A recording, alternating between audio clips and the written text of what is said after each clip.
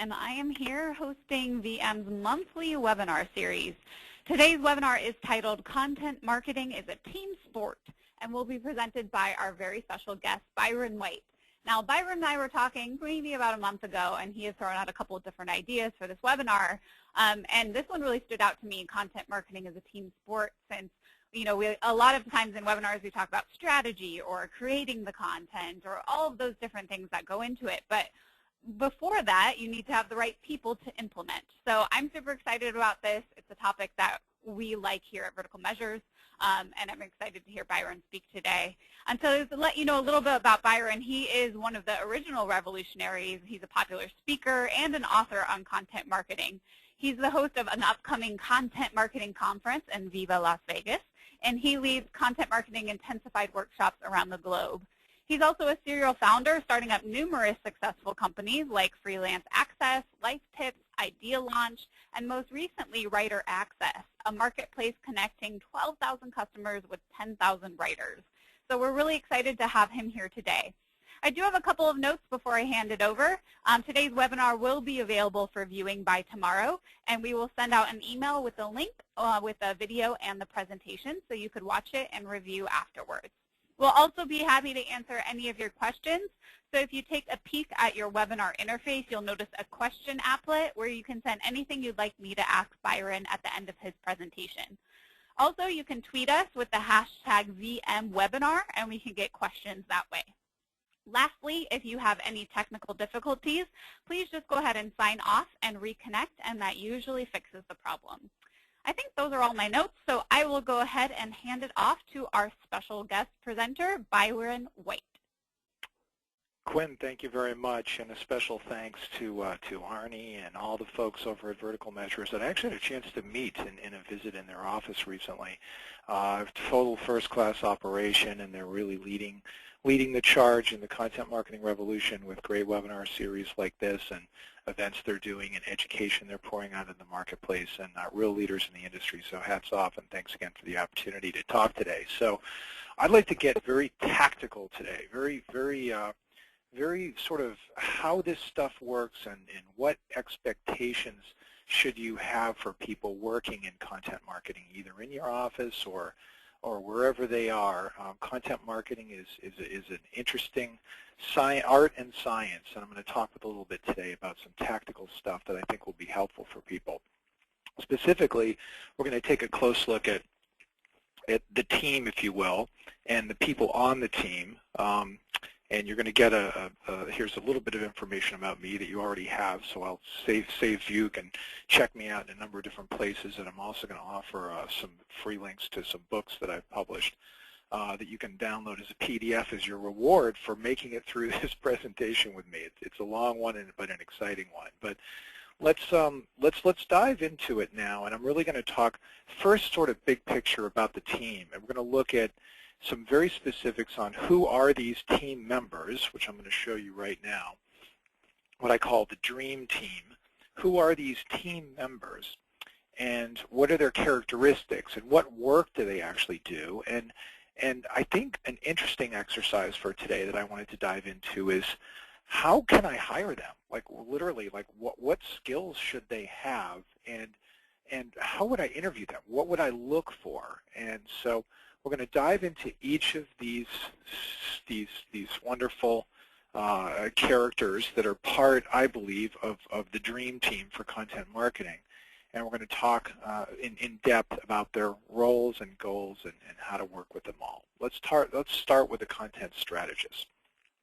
So there's a wonderful book that I have referenced for quite some time now by Jeff Smart and Randy Street called Who.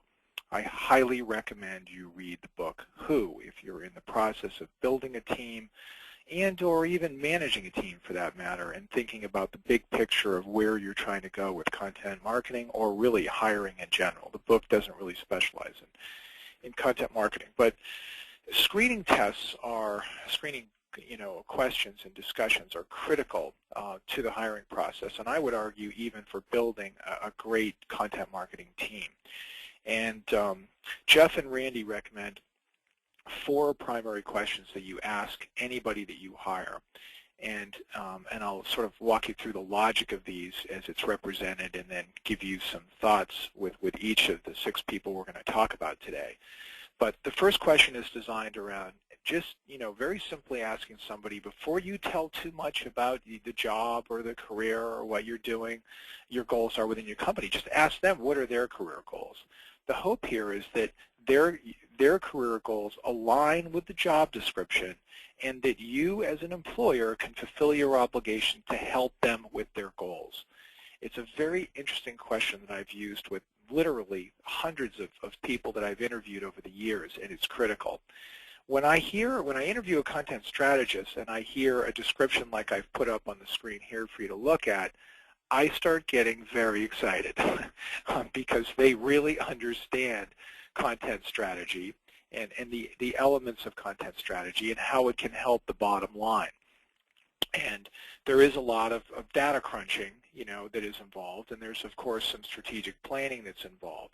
But what is the goal of that? And is their goal to get freakishly, amazingly good at that? And that's something that you pick up on when you hear answers for people and why they want to be content strategists. For example, you'll often say, well, I love writing, and I want to get into, doing more with content, and I was an English major. No, what we want content strategists to be saying is, I can help your bottom line, and I know how to do that, and I know how to crunch data and find the answers with what your customers want and need, and help craft that and help you get found. So, when you look at, another great question is, what are you really good at? And, it'd be great if somebody went through this checklist and said, oh, yeah, I can grind the keywords. I know all the keyword search tools. I understand curation and the importance. I use Curata.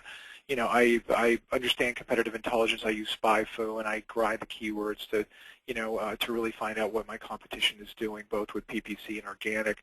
You start to get a flavor for what we need in content strategists for them to be successful.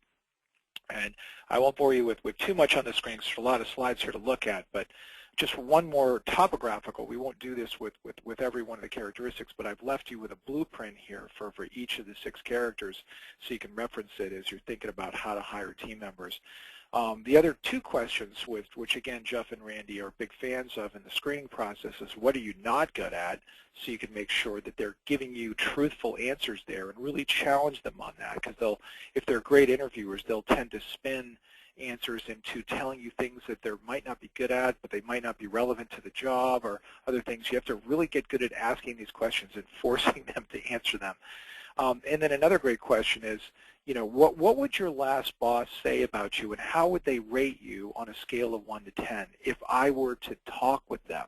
That's the key part of that question. If I were to speak with them, what would your boss say, and how would they rate you? That will tend to force a truthful answer. And if you're getting answers in the, well, maybe a 6 or 7, run for the hills, honestly. You need people that at least perceive about themselves that they did a great job, and that their boss, they have earned the respect of their bosses. That's critical within the hiring process. So hopefully this was helpful. So let's look at some software tools that content planners are using. You see some great tools here, and by the way, you'll find these tools listed over at Content Marketing Conference, a shameful plug over there, but what we're doing over there is pretty interesting. We're launching something called Tool Talk, and I'm actually doing MP3 recordings with the owners and founders of all of these Tool Talk providers that we've selected, and I'm actually rolling them into a book that we're going to be publishing and giving away. But regardless of whether you go to CMC or not, there's some great data over there and great information about the key tools that are being used in content marketing. You can get a great list over there and check that out. You can also see that there are about 20 interviews that I've done that are live now up on Writer Access. You can go to writeraccess.com/content-tools, and you'll see some of them over there. So, let's dig a little deeper. I mean, I think that tools are critical for the amount of work that needs to be done with a content strategist and developing a content plan. But let's dive deeper now. What is a content plan? Why does your company need one? And how does that fit with the whole process here of what a content strategist is working on? So in general, content plans are trying to answer some very extremely difficult questions, which tend to all relate to money and return on the investment. But they are, namely, how much content do you need both in all of your channels. How good does that content need to be, which is a quality issue, which defines writers and quality and how much you have to pay. How frequently you need to publish, which means analyzing your competition as it does with how much content you need to see how you stack up with the competition and what kind of volume you need and quality you need to stand above the pack and appear in the search engines. And of course, what channels do you need to market in, which might be more relevant to brand positions and or where your customers are. But all of these things net out to, great, if I get all these answers, what specifically is the return on the investment going to be? So I have a really cool plan for you. This is a plan that took us 400 hours, if you can imagine, to create. And I'm going to give it away to the fine people that have tuned into this conference. You can download it right here and really see what a real example of a content plan looks like, which maps out the answers to those questions. Included in that map you'll find some very heavy-duty keyword research and competitive research, pages and pages of data that really help, in this case, us define how much content do we need for this customer and how much is it going to cost. So we also performed a content audit looking at all of the competitors in the marketplace and how much content and the volume they had been producing and the frequency that they've been producing. We performed analysis of their social media channels and their including their fan base, the amount of volume. And it all nets out to this screen you're looking at right here. 400 hours nets out to the following. How many assets do they need? And this is literally our projection based upon our analysis. How much content do they need? How many articles do they need? How many blog posts do they need? Case studies. We literally looked at all of the assets based upon what their competitors were doing, the needs they had, the holes they needed to fill on their own website, their goals to dominate the search engines for particular keyword phrases, and overall, what would the budget be? So in this case, the budget was $500,000, and the estimated traffic increase was going to be very substantial, and the dollar listing position, just in looking at that ROI alone, could be worth several $1 million.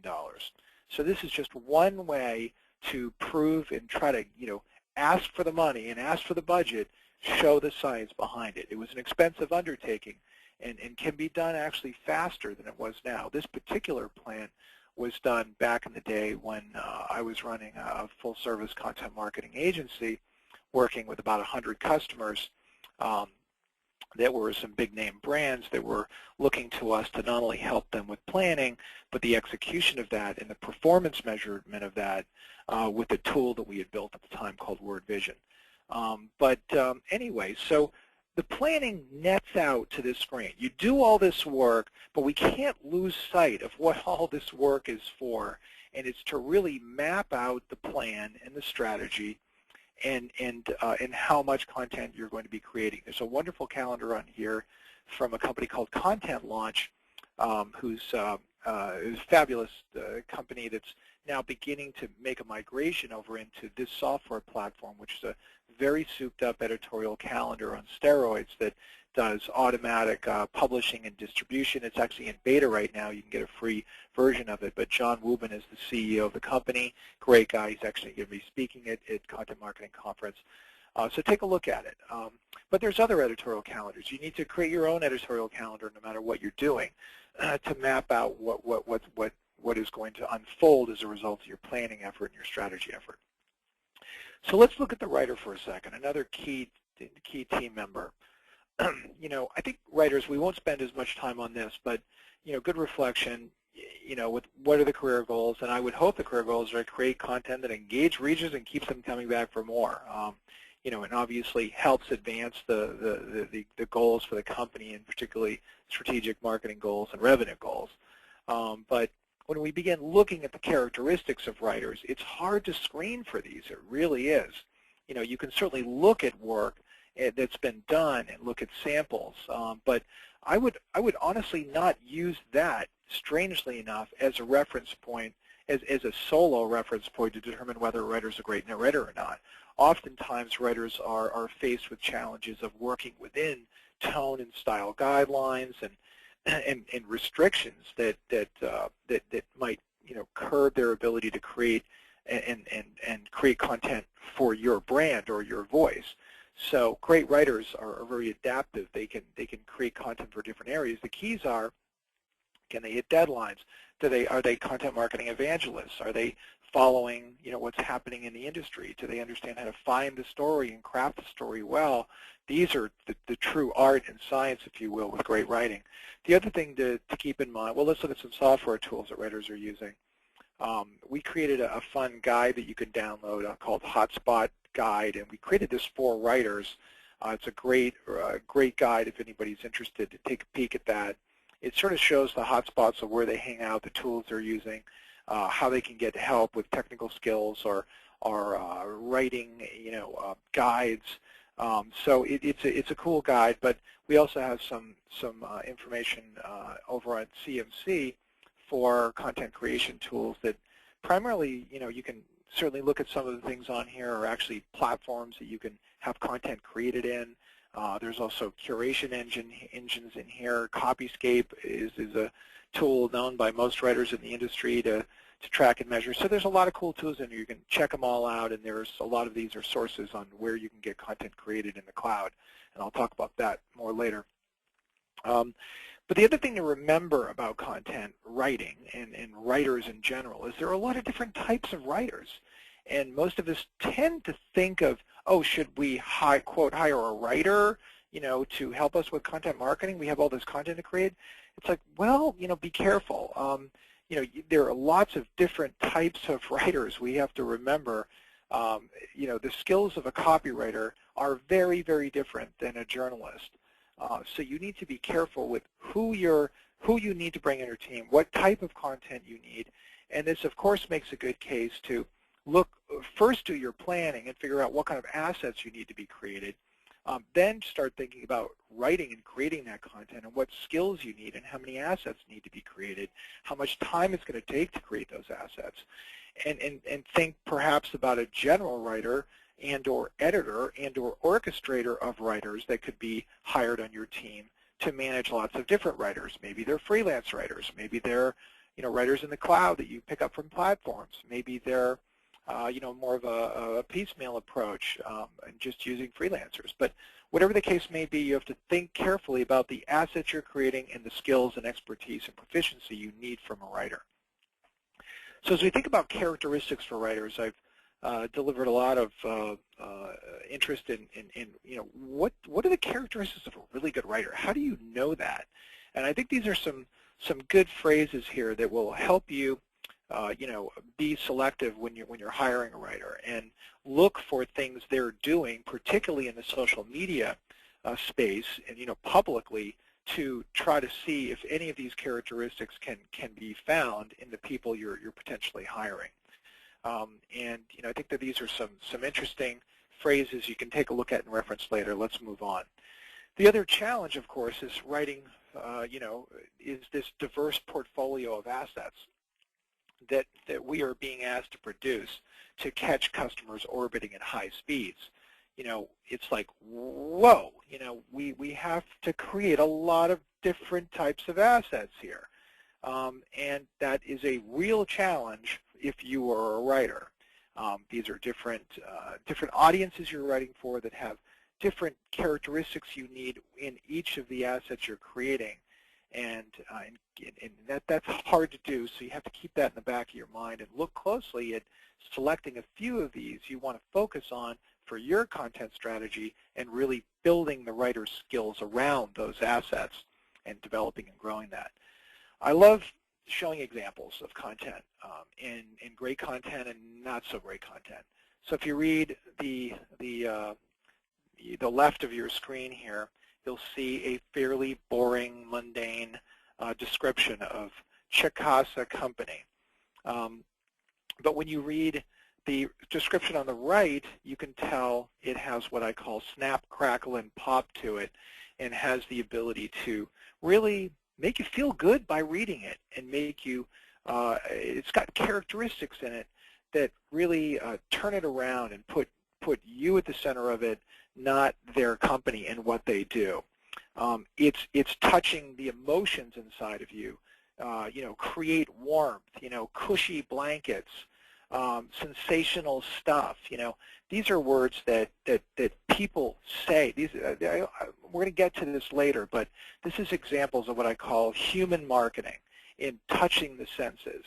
And that's what great writers know how to do, so I wanted to be sure to show you an example of that. So there was an interesting study done by the New York Times that I've been quite fascinated with, and they wanted to understand why will people subscribe to the New York Times digital version. And they obviously spent a lot of money and talked with a lot of people and really began to understand what moves the conversion. And not surprisingly, great content needs to be part of that. But there's more than that. A lot of it is developing a habit for reading the content. Whether it's all great or not is, of course, a subjective decision. It's that habit that is critical, and that's where free trials come in with the New York Times. The next part is they will eventually be confronted with a decision to pay or not pay, and that needs to happen. Free can't happen forever. When that happens, something very fascinating is happening. Arguably, the New York Times contends it's not necessarily about what they've read in the past content. It's the future, imagining a life without this product, without this great information. And in the end of the day, that's the lure. That's what they really nailed. It's the individual subscribers making that decision on what their life would be like without the product. And I find that very interesting for us to all think about when we publish our blog posts. How much passion do we put in those posts? Is it better to publish a lot of content or fewer content? But notice how habits have to figure into that. We need to be publishing frequently if we're going to develop a habit of people coming back to read our information. So there's a lot of work here, as well as the decision-making process here. So keep that in mind when you're creating content. Habit is almost equally as important as the quality of the content itself. So look for publishing frequency to be a big part of things. Another fabulous study, a different one that I actually stumbled across on a different occasion in doing some research for some presentations I was doing, was this concept of sharing. Why do we share? Look up this survey and see if you can find it. It's fascinating. It's detailed. But here's how it nets out. As it turns out, we share for a lot of very different reasons. And, it's not just because we want to spread the word on Facebook or that we think an article is super amazing and so we want to spread the word about it. No, it's diverse. Bringing value to content to our friends, helping our friends, right? Or completely different, defining who we are and the things we love. This is very true with cause marketing and getting behind something. It defines who we are and what we believe in. It's a very different concept. And of course, to grow and nourish relationships, that gets interesting. People tend to post more and share more when they're approaching a relationship to perhaps impress or trying to rekindle an old relationship. They seem to be more inclined to take action when relationships are involved, which is fascinating. And of course, fulfillment and boosting your ego, all things you'd find, and this other notion, which is quite scary, and this addiction concept, this sharing habit, which unfortunately is causing many deaths a year with our addiction to be riveted to what we're doing. But understanding the why we share, I think, is critical, and designing content strategy around those whys becomes critical. So let's look at the optimizer and their role in all of this. So optimizers, in my mind, are not just search engine optimizers. They are conversion optimizers, search engine optimizers, and arguably business betterment optimizers related to lots of things we'll talk about when we get to the champion. But certainly optimizers need to be well versed in SEO and optimizing content, literally, how do we build content, what are the purpose of H1 tags, where do we put our keywords in content, what is overstuffing keywords in content, how do we optimize for different channels, how do we build links, the trends tend to be leaning towards internal link building, but what's the right way to do that? Can we spam the bots with even on our own sites with links that are not built properly? That's sort of half of the equation. The other half is landing page optimization. And we're going to talk more about that as these slides progress. So let me save some of these. But I like saying that if you're not A/B testing and multivariate testing your pages, you're living in the dinosaur age. And I'm sure everyone on this call is very in tune with that. So let's go down and look at some of the nitty-gritty aspects here. So with SEO, there's some great tools listed here that you can access. In general, I would argue that SEO, particularly in the planning stages, is all about finding keywords that are relevant, that matter, removing all the duplicates, and after the duplicates are removed, putting together a keyword universe that targets what you want to go after from an SEO perspective. In the plan that you're going to download for free if you're interested, it's quite easy to see how we did that. We actually started with 156,000 keywords, broke it down into 3,600 keywords and about 15 or 18 different keyword silos, we call them. And you'll see how that flushes out. But optimization starts with keywords, targeting what you want to go after, and then developing that strategy. I think SEO has gotten a lot easier, and people on the phone are probably well in tune with it, but you need to optimize without a doubt and make it work, and there's some great, amazing tools here. You should investigate all of these that can help you with optimization. And so the way it actually works is sorry about the blurriness of this slide, but in the end of the day, the SEO team members are deciding which keywords to scatter throughout topics that maybe the content creators have decided they want to write about. So you'll have articles and blog posts and case studies and news articles. And in the end of the day, keywords will need to be peppered in those because you're targeting those. You're trying to convince Google that you're writing about the keywords phrases that people are searching for. So this is a simple way to show how they're coming together and how you're marrying topic ideas with keywords. That's what great team members are able to do. But let's jump now into landing page optimization, my favorite topic. There's wonderful, amazing tools out there. I just stumbled on one, by the way, at the bottom called Hotjar.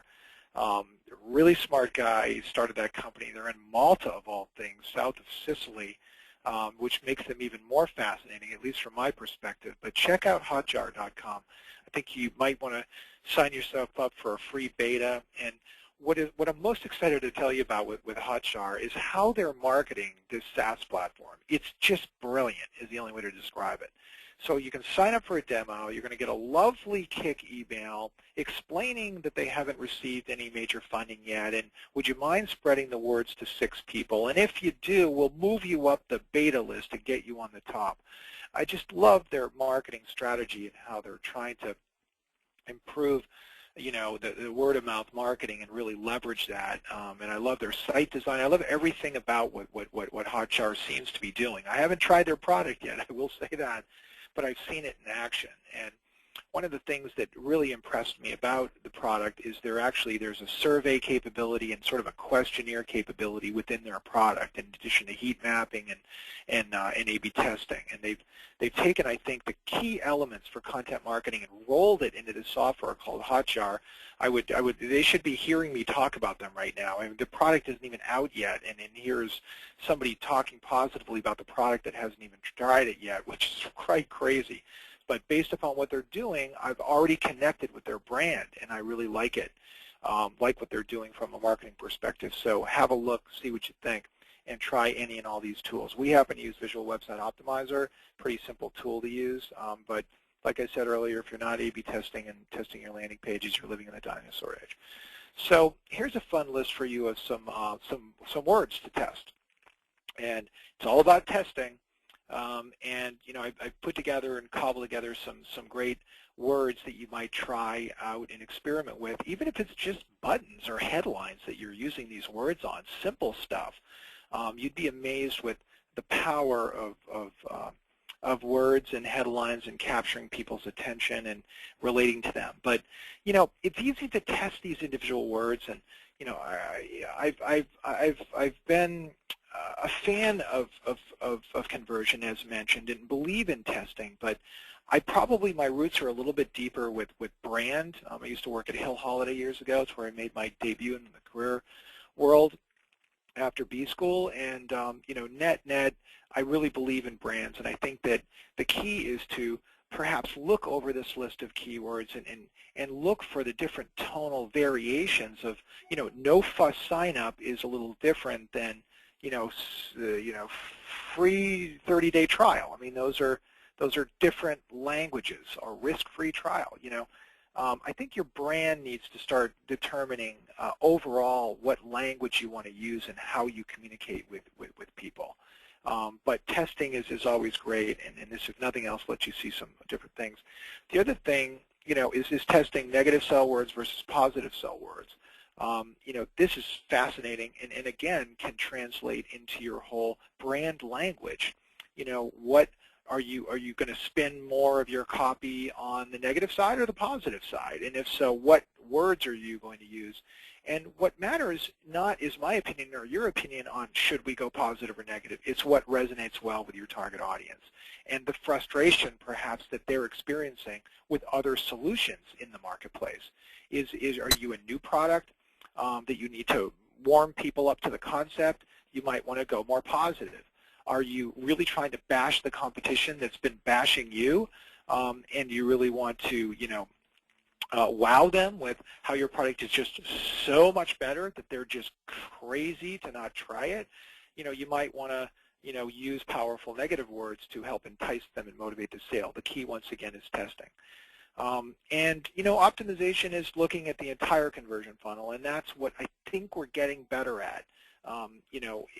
A/B testing, multivariate testing, looking at a single page is probably not the way we're going to be working in 1 or 2 years from now. Instead, we're going to be looking at conversion path analysis and the influence of different content assets on your website that impact conversion rates and sales. So that's the thought there. All right, let's go to designers. Some screening opportunity here. I love this language of, looking to help develop a brand experience. Love the word experience. If I were interviewing a designer that used the word experience, hats off, pat on the back. But of course the challenges are also reaching multiple channels and trying to bring that whole brand together to, once again, drive revenue goals. So, there's some big, there's a lot of tools in the tool chest for designers these days, and it's a maze out there with different software. It depends on what some of your goals are, but good design is good design. Here's a great tip for you. Ask a designer if they subscribe or even know of Communication Arts Magazine. Honestly, if they didn't, if they were interviewing for a full-time position at my company, once again, run for the hills. CA is the Bible for all design. We should all aspire to the great work that's being done in Communication Arts Magazine and the stories that are being told in there and what's happening in the industry, because it's just a riveting magazine if you're really into design. So the conversion map, as it turns out, is kind of complicated. And designers really need to put this all together. Certainly the content needs a place in whatever you're designing, but the design itself needs to, have imagery and content optimized for what I call human wants and needs. And that's a big distinction, arguably, than where we were, and I'm going to talk about that more in detail later. But, net, do we have clear motivation? Do we have incentive? And of course, that's all balanced with the negatives of friction and anxiety. Designers need to be thinking about all of these things. This is really the conversion matrix and formula, if you will, that I think is the key conversation. And this is what you should be talking with your designers about if you're running a marketing department or even talking with your agency. These are the elements of communication that you should have about the work being produced and how it's all coming together with a designer putting this work on a page. And it might be even as simple as a white paper you're creating, which we might think of as assets with blocks of copy and a cover. But I would argue actually you want to think about the typography and how it fits with the overall language that you've chosen throughout the brand. You want to perhaps vary the design and make it more interesting and do call-outs. You have to look at the close and, what's it motivating people to do, what's the action, and maybe it's to just go check out other white papers. That's a fine motivation and perhaps a great incentive. How the story is told, of course, what friction, is it not connecting with them? Did you take on too big of a project? I mean, even something as simple as a white paper, I would argue, needs to be designed and thought through from a design perspective. So defining the brand, brand language is critical. Making decisions on even the total number of different typeface sizes you'll use on a page. You find poorly designed sites, never an Apple site, by the way. If you want to see examples of brand language used brilliantly, look at anything Apple touches. Steve Jobs had a, let's call it a freakishly amazing sense for something that looks good and doesn't look good, and really prided himself on the brand language, not just in the product design, the package design, the collateral, even office space. I remember reading about him painting an office floor white to emulate this feeling that he wanted to have about an office floor, and he held up, it caused lots of problems as a result of him not liking the way they did it at first. But that brand language is really important, and of course how you're distinguishing your brand, making sure designers and the brand is receptive to testing and making decisions based upon those tests. I love this concept of bringing surprise and delight to the designer and making sure that their designs feature that. Great stories always have surprise and delight. That's why you're captivated by them. And great design, I believe, does the same thing. It's hard to do, but when you see it and you see it working, you can get excited about it. And of course, finding meaning and purpose. Rather than a mission statement for your company, maybe you need a mantra that sort of defines who you are and where you're going, and what you believe in and what your roots are. And believe it or not, something as simple as a mantra can find its way into the brand, into the design, into the content. And so you get the idea of all of this. I'll skip on. So in the end of the day, designers are faced with information architecture questions, whether it be simply on your website or if you sell a SaaS model or something on the web. I think more and more now, even companies that are not necessarily selling SaaS models are beginning to respect and understand the importance of user interface design, user experience, and we need to all become better UX designers. I know that when I made the transition from a full-service, content marketing agency over to basically a software platform called Writer Access, literally my job description changed overnight. I started building out the software, working in UX design platforms like UXPin is what I happen to use. Boslamic is out there. There's a ton of them out there. But the way that I thought about the business completely changed, and it became much more of an informational architecture exercise than it did a strategy on how to service customers differently. And so the big shift that I'm seeing, at least, is what's happening with design. I think that possibly in the 80s, we could argue we made a shift from product-centered, copywriting and design over to, the 90s of, maybe 2000 arguably kicked off this customer-centered design, led partly by, HubSpot, inbound marketing, the customer's wants and needs are centered. Even content marketing as a definition, understanding the wants and needs of customers and delivering it to them in a compelling way. That's what we've certainly preached for a long time, but notice the customer was at the center of that. What we're seeing now, I think the next revolution or revelation, well, perhaps, is this concept of human-centered design. And I don't know if anybody saw the amazing film Her, but the way we design products now is becoming very consequential to where we're going. And we need to, when people interact face-to-face, they're driven by emotion and cognitive and social desires. And most technology is, perhaps visual, but it's not tapping into that emotional, cognitive, social desire aspect, unless it's a social media platform designed to do that. So I think that what we're beginning to see now is interactive design, particularly whether it be website-based or mobile-based, is beginning a new type of, like I said, revolution going on right now, and that's what's really exciting in design. And of course, all the money we're pouring into, VCs are pouring into SaaS models. Siri and Microsoft's next revelation, a woman named Kat Holmes, is brilliant. She's a Renaissance woman that works at Microsoft and leading a lot of this incredible charge in understanding how we interact as humans. Okay, you get the idea. I'm very passionate about that. And look for some new stuff for me on that. But somehow you need to bring this all together. The designer does, and this is one way we've done it. We've got kits and books we send out, and we package stuff together that looks reasonable and begins to echo a brand of what we do, and we all need to do that. We all need to say, what does all of our collateral look like together in our website, and how does it tie in our social channels? Is our brand being extended throughout it? Has our designer done a good job on that?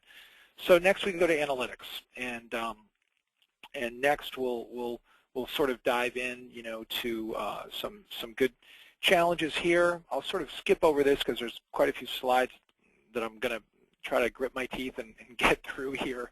And thanks for your patience on all of this. But analytics is key. Harvesting data, doing something with it. The goals, of course, decrease user acquisition costs, increase conversion rates. How do we do that? Who's going to figure this all out? What kind of skills do we need? Let's go take a closer look.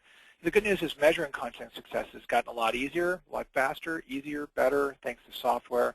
We can look at a lot of different measurement tools as our SERP listing positions, conversion rates, has traffic increased. But I think the deeper concerns and goals are based around user acquisition cost, a simple equation, what's my monthly marketing spend, how many people signed up or converted. Let's look at that. You can get a more deeper conversion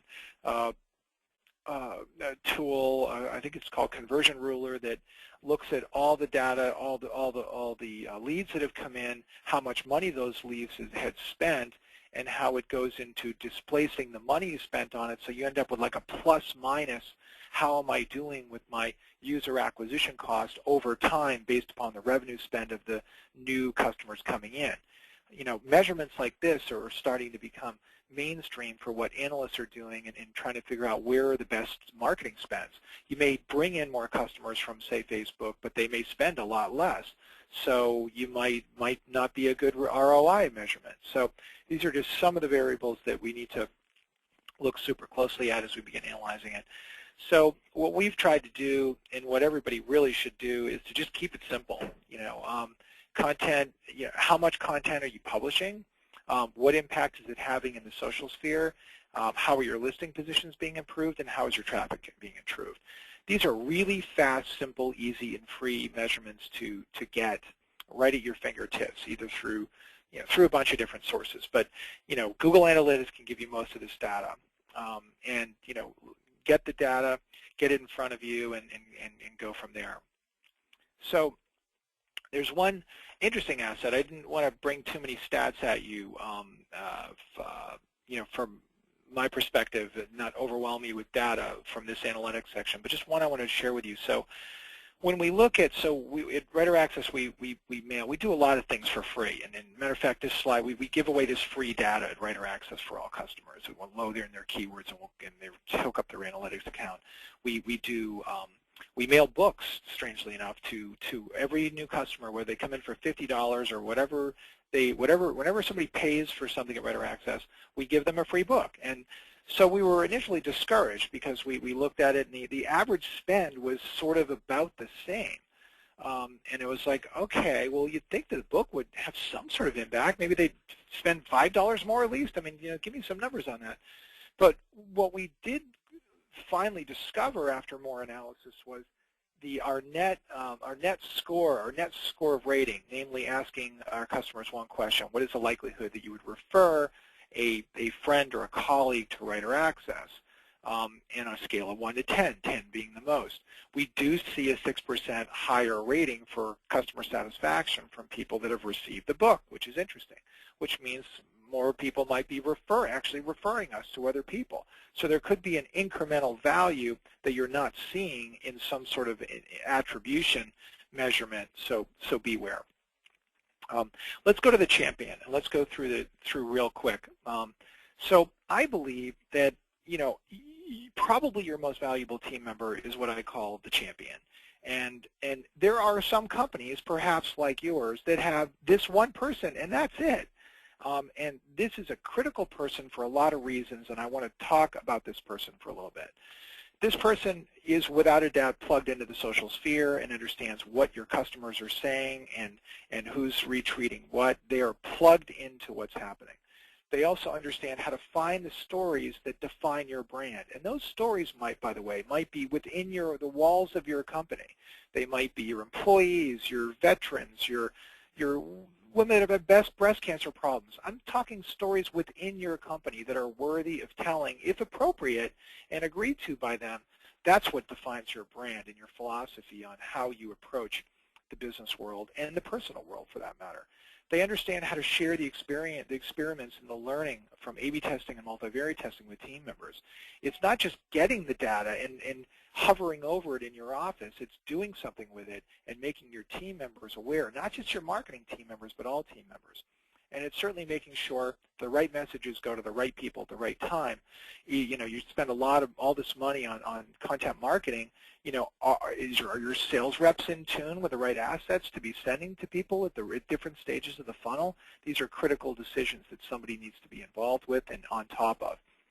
And I would argue one single person can access freelancers and designers and all kinds of talent in the cloud now and literally operate as a one-man wrecking crew, if you will, to tackle content marketing and surface with success. Motivating employees to join the content marketing revolution, and showing people the excitement of when they post something interesting and it gets shared.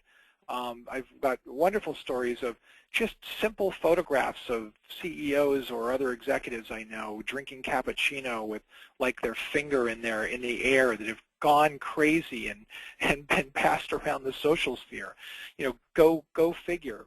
But these are the types of things that we need. Someone needs to be motivating people to understand the power of content marketing and branding. Curating all the ideas and stories in your company and fusing them into the brand, finding the best ideas and putting them to work. Document experiences, photographs, and notice the word experiences there. That's a key part of where I think all marketing is going. Someone that can document those experiences and put them to work for readers, customers, and fans, and arguably employees as well. Socratic techniques, I won't go into a long story, but I thoroughly believe in using Socratic techniques in both personal life and business life, and being inquisitive. To me, that's the secret to success, both professionally and in starting many different companies, as well as in teaching people how to be more efficient with their time and learn what the pain points of their customers are to better service those. We need to be more curious if we're going to be successful with content marketing. This is kind of interesting. A lot of us don't think about customer service representatives as the absolute gateway to learning what the pain points that customers are having. They are, and great companies empower each customer service representative to feel like the entire brand of their company is resting on their shoulders. That's a powerful position, and one that you should absolutely support if you're working in a company, and you should support that in a content marketing capacity by giving these customer service representatives good assets that solve the problems and the pain points for your company. And same with empowering sales reps with information they support and get behind. The latter part of that is the critical thing. A lot of tension between sales and marketing always has been. I think we're bridging that gap now, and we really need to listen to sales reps, understand what the needs are. Beyond just more features and benefits of products. That's not necessarily the best sales strategy anyway, but progressive sales managers are teaching sales reps to get under the skin in a much different way, and content marketing needs to tap into that revolution that's happening. Only a few more. Building content strategy around service needs, imperative. There's a whole fascinating to study. Marketing in general, even back in my Hill Holiday days, we would put together personas where we would sit around in a room. Maybe we would ask some customers. We would try to get into their DNA. ADD Andy is fast and quick and needs light information. Sophisticated Sally, deeper. Personas, I've been involved in dozens of these, and they all tend to net out into things that are not terribly sophisticated and tend to be sort of pie-in-the-sky mentality of dreaming things up. Don't get me wrong, I'm all for focus groups and learning what needs are, but I argue that you should build your personas, if you will, and your distinctions of your customers around service needs they have. And then using that as a catalyst to design content marketing assets around those service needs to fully solve problems and provide answers to people. So finally, we have the this champion, this person that I think is the end-all be-all, is and key person within all of this is able to secure budgets from the executives that are backed with data and performance. That's the pain point we've learned throughout this journey of content marketing is, securing the money. That's the problem. People need to see more than that. But I think you need the right team on board to do that. They need to be doing the right things and performing the right roles. And so that's what I have for you today. So here are 2 books as well, some links to a few books that I've written that you can download. The first one tries to help customers get on the same page with writers on prices and quality. What should I expect when I pay more for content? Prices ranging in what I wrote in the book from 2 cents a word to $2 a word. What do you get when you pay for more? It analyzes the characteristics that you actually get within those books, so it's a cool piece. And the other one's Content Marketing Roadmap, which has been around for a little while and goes through some of these important elements we talked about today. So that is what I have for you today. I hope everybody enjoyed the presentation, and I'd love to hear your feedback. Let me see if I have anything over here. Yep, I'd love to hear your feedback. You can connect with me at Byron White on Twitter or Byron at Writer Access, and I'm happy to offer everyone that registered a 25% discount for a content marketing conference, which maybe Quinn can somehow get out for me to everybody that's listening in. CMC is going to be awesome, amazing, and a great educational ground for everybody listening. So that's my plug. Arnie, of course, will be there as well, teaching an amazing workshop one day. So anyway, I'll leave that to Quinn to get out to people. We can definitely send that out. We do have a couple questions since we have a few minutes. Sure. We've got a question from Judy, and she says, this is all great for a bigger company. How does a small company with a 1-person marketing department handle all of this? It's funny. I'd like to know when she asked that question, but I would argue that my last, not argue, but I would suggest my last champion is your answer. Mm-hmm. The key is to understand all of the elements and all of the all of the roles, and to strip it down and make it simple. That's really what you need to do, is to not get overwhelmed by all of this, in the sense that it's all doable. You need to pick and choose how much time you can spend on it, how important it is to your company. That's my thought for you. Great. We have another question from Sarah, who is actually, I believe, an ex-VMer, vertical measures girl. Nice. So we have personas, she says, and have spent a lot of time working on them. Mm-hmm. We try to not get into the fluffy stuff too much, but we feel we need them. So what are the key aspects you would include in a persona in order to develop content for them? Mm-hmm. Whew. That's a big one. We might need a webinar about that. Yeah. Well, no, I think the quick answer is my latest take and my thoughts on personas was to focus on the service needs of the customer. And the way that we do it ourselves is to make it simple. I'll give you an example. Over at Writer Access, we have 3 basic customer types we have. We have companies, we have agencies, and we have writers. And we say, okay, let's look at the needs of just, let's say, companies. We have companies coming to Writer Access that are newbies. We call them newbies. They're new to platforms. They need help. They need to understand how the platform works, how they find writers, place orders, and manage the workflow, which means the assets that we create for them are related to how-tos and general, maybe topics like, why is a content plan important, et cetera. So that's one end of the extreme, looking at those personas around the service needs.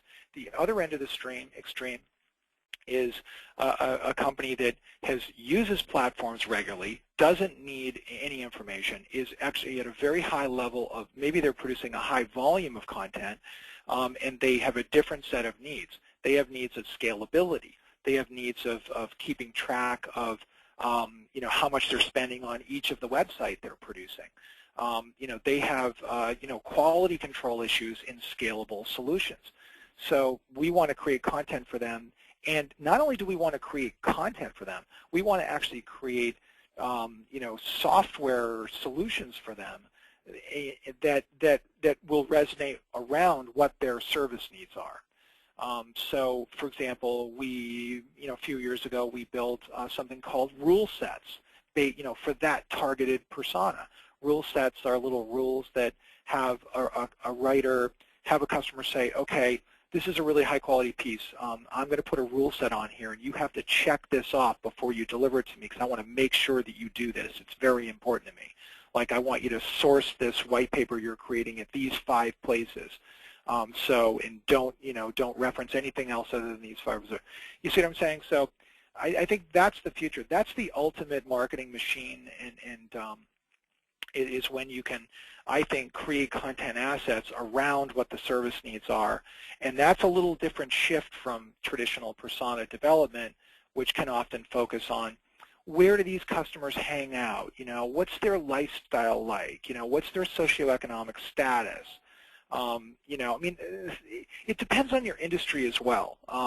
One more 10-second involvement. There's a wonderful story about a case study about a museum, an aquarium actually, that opened up in a city. They had a grand opening, but about 2 or 3 years after the aquarium opened up, their attendance was naturally falling, right? So they were like, this doesn't make any sense. So people want to come back and visit this brand new gorgeous aquarium. And so they crunched a lot of data. They brought in an analyst that looked more specifically at the people that were signing up. What are the demographic characteristics? So they ended up changing their billboard displays from like the main highway through the town to small little neighborhoods with zip codes around the people that were that were signing up for the membership, right? So they changed their marketing plan and tried to reach people that they used data crunching and what was working is that base camp, and sure enough, revenue increased radically. They actually ended up increasing their marketing spend. So sometimes data can be built, or personas can be built around service. Sometimes it can be built around data. The important thing is to build it around what's working and what needs are, not sort of sitting around at a table saying, okay, here's one, what about, Susie Q, let's call her Susie, It's sort of like, don't make stuff up, root it in data or root it in what you're learning from your customer service team members telling you about what the service needs are of people. I guess that was my point. Great. I think we have one more question, and then we'll go ahead and wrap things up. But I think it's more general of, you're talking about all these different types of people that can work to make content marketing successful. And I think one of the biggest things that comes out of that is that content marketing really is a culture. So how can you create a culture and have content marketing work in that sense more as a philosophy and a paradigm, and how do you get buy-in from everyone? How do you get buy-in and investment from the upper management? How do you get buy-in from those, sales reps to, bring out those pain points and needs. How would you say we can, start to get people more invested in content marketing internally and create that culture? Mm-hmm. Excellent question. And super difficult to answer. Let's take executives first, right? Executives need to see things like the plan that I created, and that everybody can download for free. And it's hard to look at that and not see a lot of work into it and a lot of very specific ROI potential revenue from it, including increases in traffic, and obviously that would translate into leads and other things that you can do data off of. Executives need to see data, but in fairness, they need to see data and case studies of things that worked and that are, common in their industry, to really make the case. So executives need data. That's the bottom line, and that data is becoming more and more available as you move forward. Let's talk about sales reps for a second. I did have a slide on that. I do see a convergence of marketing and sales, and we've certainly seen that in most companies that are becoming, content marketing evangelists. The reps are adapting to whatever is being evangelized, whether it be a concept like inbound marketing or something that everyone in the company can get behind. You need to come up with that thought leadership position for sales reps to get behind it. And you need to get sales reps excited and energized about it and having conversations, meaningful conversations about that thought leadership concept with prospect customers. And the rules, of course, are that, that thought leadership concept needs to be thought leadership, not something related to products and features and benefits. So these are hard things to come up with, and I think that we just need to be more inviting to sales reps, on what we're doing in marketing. At my company, for example, we huddle once a month and look over all the data and all the numbers, and the marketing department reveals what they've spent and what the ROI is on that, so we can all either A, get excited about what worked, or B, say, gosh, I wonder why that didn't work. And so, getting buy-in starts with sharing data, sharing information, and that includes simple things like A/B testing and, what's working, and discoveries, and how you bring in more leads, and then, and then getting some feedback from the sales reps on the quality of those leads and where they're going. And, but there's always probably going to be tension just because the way everyone's wired differently. But, that's my quick take. Awesome. Thanks, Byron. I think that's all the time we have, but I do appreciate you coming on here, and I know we could probably talk for another hour or 5, so thank you for compacting it for our webinar today. We appreciate it. Right on. Thanks, everybody, for listening in and the opportunity. Yeah. Quinn. I think we've got one more slide here just to let everyone know we do this monthly. We have our next webinar coming up on April 9th with Art Enke. He's our Director of SEO Services. And he'll be speaking about the hreflang tag, I believe I said that correctly, and how to use it to grow your business internationally, increase foreign conversions, and avoid duplicate content. There we go. So that's going to be on April 9th. The registration is open for that on our website, so you can head over to that if you're interested in any global SEO conversations. So again, I'm Quinn from all of us at Vertical Measures. We appreciate you being here, and thank you again to Byron White. Bye, everyone.